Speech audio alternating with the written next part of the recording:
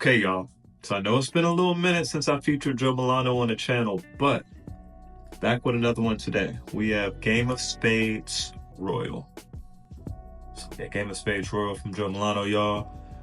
Of course, for those of you that have been following the channel for quite some time, really big fan of Joe Milano fragrances. I think they do a great job with their inspired by, fragrances that they have. Great presentation, typically have pretty good performance as well. So not much to complain about, right? I have, a handful of full bottles at this point, and thus far, up until now, Game of Spades Wildcard has been my absolute favorite. I think it's been the standout from the line, and this is the one that is inspired by Bond Number 9's Lafayette Street. Just think it does everything right. Smells great, performs well, close to the original, really everything. But I want to talk a little bit about why this one may soon be giving it a run for its money in terms of my favorite from the line. So let's talk about it. What's going on, y'all? Welcome back to the channel. My name is Ty, and here I primarily talk about fragrances, but we also sprinkle in some fashion and lifestyle content as well. So really all about focusing on, showing up as your best self consistently, day in and day out, by looking good, smelling good, feeling good. You know the vibes, man. So do me a favor, if you're interested in those type of videos, or if you're interested in that type of content, consider subscribing below, then make sure you hit the bell so you can stay notified anytime I post any new content. Okay, y'all, before we jump into how this one smells, talk about what it's inspired by, and just get into all the good stuff, let's take a brief look at the presentation here, man. And again, really just appreciate the presentation that Joe Milano has. When you get into that territory of, clones inspired by dupe fragrances, sometimes the presentation is just trash, y'all. It's tacky, it, doesn't look good, it's weird, it's all over the place, right? But definitely not the case here with Joe Milano, man. There's just such beauty and refinement, I feel like, with their presentation. And of course it doesn't matter, right, if the fragrance doesn't smell good, but always a nice addition, kind of that cherry on top when there's a nice presentation to go along with a great smelling fragrance. So caps off to Joe Milano, man. They always do a good job with that, and it's something that definitely doesn't go unnoticed.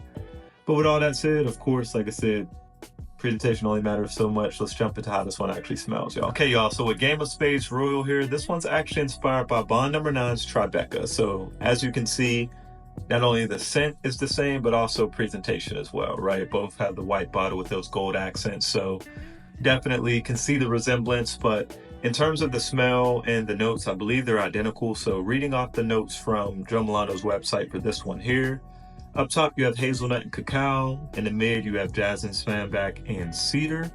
Then in the base you have caramel, ambroxan, and moss. And what does that all smell like put together, right? Many people say that this one, or this scent profile, the OG, resembles that Baccarat Rouge 540, so BR 540 by MFK. I'd say somewhat, right, because they have that floral kind of fresh sweetness to them, so they're kind of in the same, I'd say, wheelhouse, but I don't think they smell completely alike. I think there's actually quite a bit of difference between the two, and I really like this one because I feel like it's a little more unique and it stands out a bit more. Oh yeah, this one, y'all, opening is just stunning. Again, you get that cacao, you get that hazelnut, so really nice nutty, sort of powdery sweetness in the opening. Really just a beautiful smell. And like I said, I've been rocking this one quite a bit over the past couple weeks, and I've just thoroughly enjoyed it. It's been a great wearing experience. It's one that I've really been enjoying. It's been a pleasure to wear, I'll say that, because this is a beautiful scent.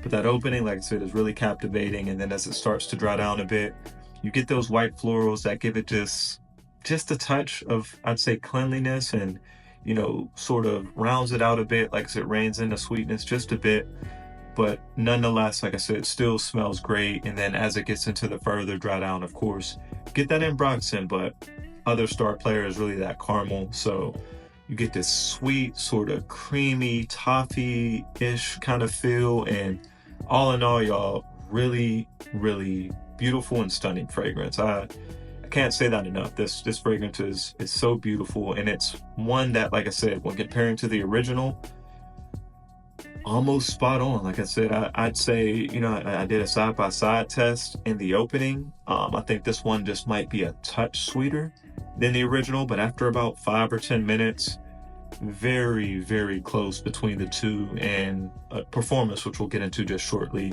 is definitely not a slouch either here. So all in all with this one, y'all, you get a really amazing fragrance that really focuses on that hazelnut, jasmine, and caramel as it dries down, and even a bit of that woodiness as well. I'd say specifically the cedar, but you know, really just a beautiful, a very solid fragrance, right? One that I think has a gourmand edge. It is definitely gourmand leaning, but it still has this, you know, kind of breezy, airy feel to it as well, right? Maybe because of the, you know, the white florals in it. Maybe that's what's giving it that. But I don't know. It's just a beautiful fragrance, one that I definitely think, you know, you should experience if you haven't yet.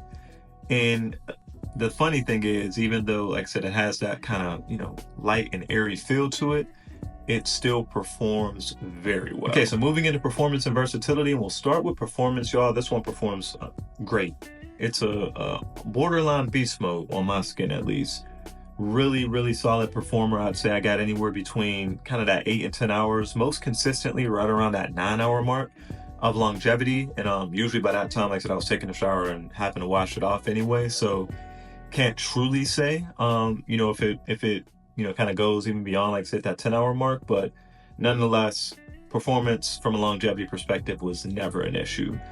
But also from a projection standpoint, this one projected beyond an arm's length, I say for the first 3.5, even close to 4 hours on certain occasions. So really, really solid performer, good sillage as well. And like I said, the projection and sillage with this one, though, like I said, it's very, I'd say, you know, a more powerful fragrance.